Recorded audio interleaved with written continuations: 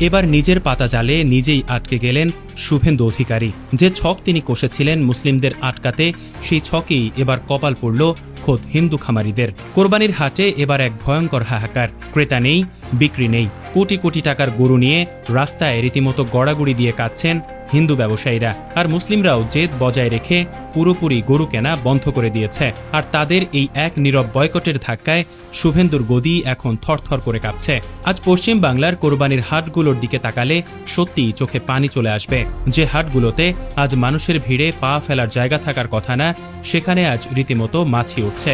রাজ্যের প্রতিটি হাটের অবস্থা আজ একদম এক। চারদিকে শুধু বিশাল বিশাল সাইজের গরু সারি সারি করে বাঁধা আছে, কিন্তু হাটে কেনার জন্য একটা মানুষও আসেনি।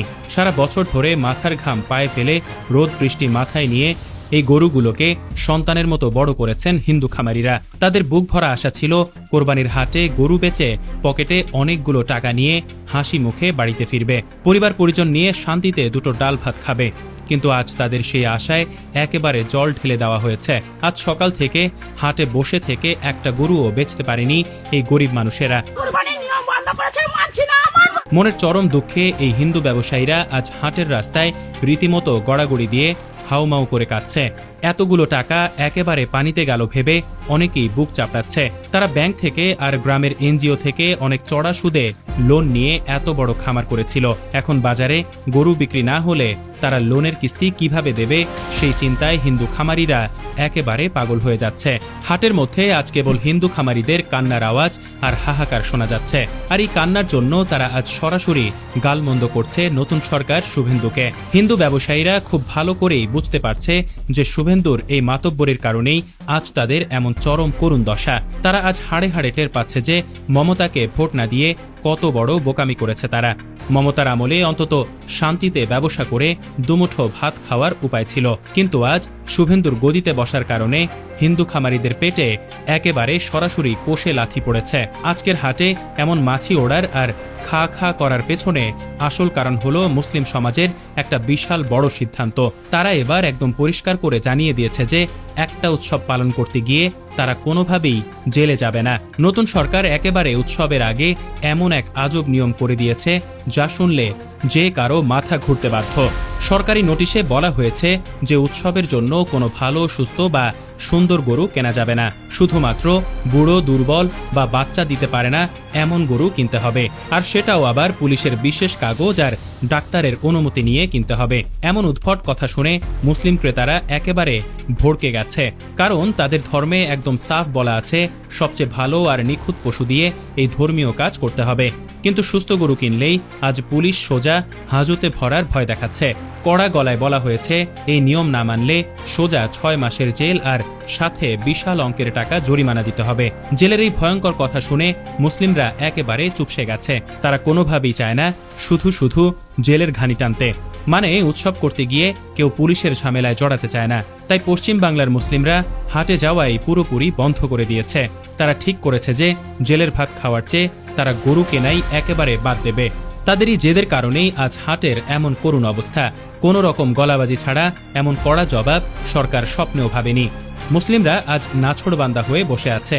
তাদের একটাই কথা, তারা কোনো ঝামেলায় জড়াবে না।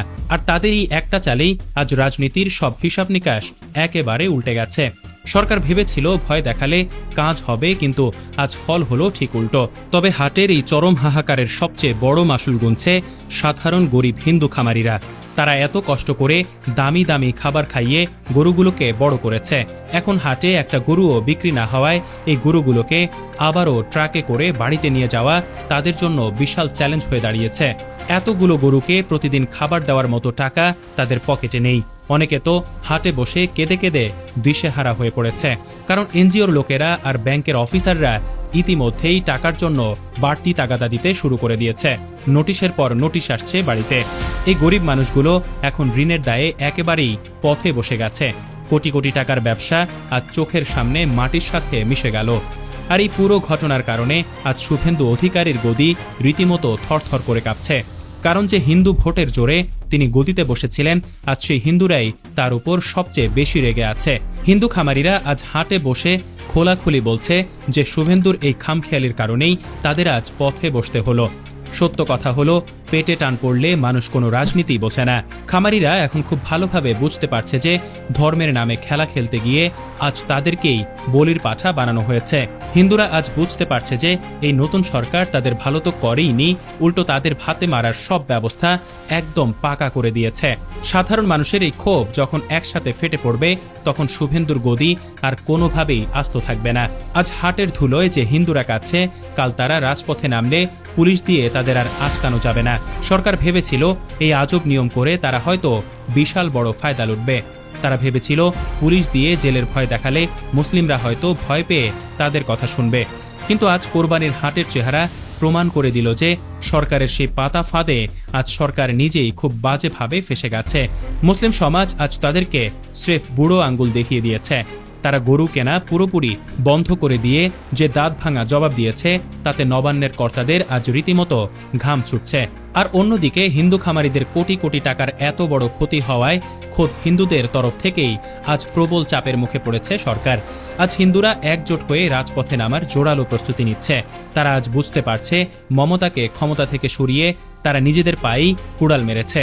মমতার আমলে এমন কোনো ফাঁদ ছিল না। মানুষ অনেক শান্তিতে নিজেদের ধর্মীয় কাজ করতে পারত, আর খামারিরাও হাটে গিয়ে ভালো ব্যবসা করত। কিন্তু আজ শুভেন্দুর অতি চালাকির কারণে পুরো রাজ্যের গ্রামীণ অর্থনীতি আজ ধসে পড়ার জোগাড় হয়েছে। খামারিরা আজ এত রেগে আছে যে তারা দরকার হলে শুভেন্দুকে ঘাড় ধাক্কা দিয়ে গদি থেকে নামিয়ে দেবে বলে প্রকাশ্যে বলাবলি করছে।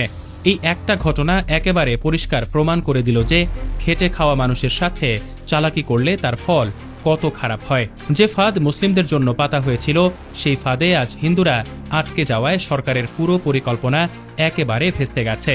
শুভেন্দুর এই রাজনৈতিক ক্যারিয়ারের খেল যে আজ একেবারেই খতম হওয়ার পথে, তা এখন সবার কাছেই জলের মতো পরিষ্কার হয়ে গেছে। আজকের হাটের এই বুক ফাটা কান্নার দৃশ্য দেখে একটা কথাই বারবার মনে হয় যে রাজনীতি হওয়া উচিত মানুষের পেটের ভাত জোগাড় করার জন্য। মানুষের পেটে লাথি মারার জন্য কোনো রাজনীতি একেবারেই হতে পারে না। আজ হিন্দু খামারিদের কান্নার আওয়াজ হাটের বাতাসে ভাসছে। কোটি কোটি টাকার এই বিশাল লোকসান কোনোভাবেই আর পুষিয়ে নেওয়া সম্ভব নয়। একজন মানুষ গরু বড় করবে আর আরেকজন মানুষ হাটে গিয়ে সেটা কিনবে, এটাই হলো বাজারের সবচেয়ে সহজ নিয়ম। এই নিয়ম একে অপরের সাথে একেবারে জড়িত, আর এই নিয়মে অযথা বাধা দিলে যে কত বড় বিপদ হতে পারে, কোরবানির হাটের এই হাহাকারই তার সবচেয়ে বড় প্রমাণ। সরকার যদি এই আজব নিয়ম বাতিল না করে, তবে আগামী দিনে গ্রামের পুরো অর্থনীতি একেবারে ধ্বংস হয়ে যাবে। হিন্দু খামারিরা চিরতরে ভিখারি হয়ে যাবে, আর সমাজে এক বিশাল বড় দেয়াল তৈরি হবে।